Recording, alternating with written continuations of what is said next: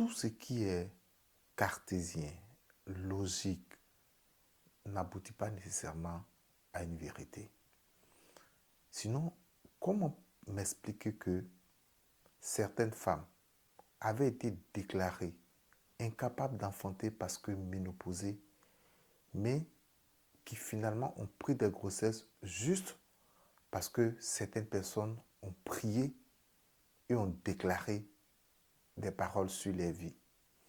Comment m'expliquer que certaines personnes étaient condamnées parce que souffrant de maladies incurables, mais qui, par la prière, ont retrouvé la guérison?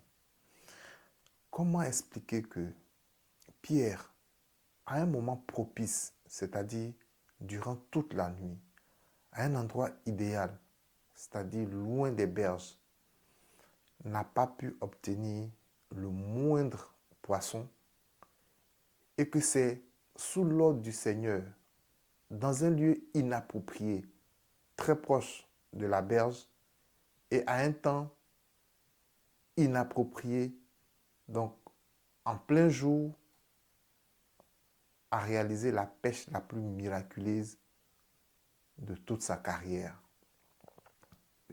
Parfois, on pense que ce qui est rationnel, ce qui est logique, est une vérité et on se base sur elle pour prendre des décisions. Expliquez-moi comment des scientifiques ont déclaré à un certain moment que la Terre n'était pas ronde pour revenir des années plus tard nous affirmer que la Terre est ronde. Le Dieu que nous servons, lui, il n'a pas de variation.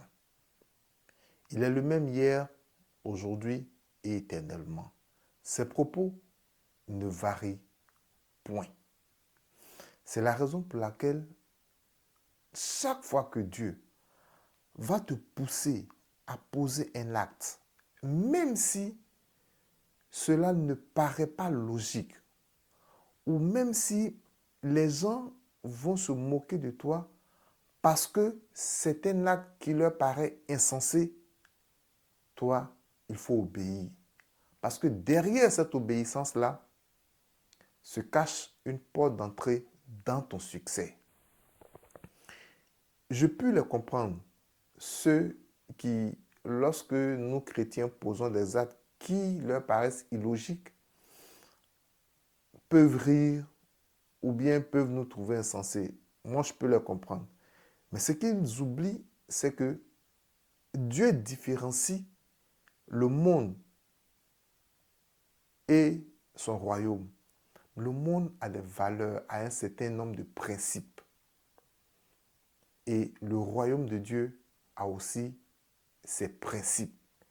Et certaines règles du royaume de Dieu ne sont pas forcément valables dans le monde. C'est la raison pour laquelle dans Proverbe chapitre 16 au verset 25, la Bible dit, telle voie est droite pour l'homme, mais son issue, c'est la mort assurée. Ce qui est droit, ce qui paraît logique, ce qui paraît évident, peut te conduire à la perdition, à l'échec de ta vie.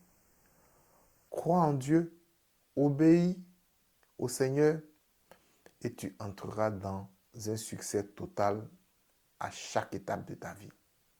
Que Dieu te bénisse et tous les dimanches de 17h à 18h, rejoins-nous via Zoom dans le lien que je mettrai en description pour qu'ensemble nous puissions partager un excellent moment de prière, d'adoration et d'enseignement. Que Dieu te bénisse.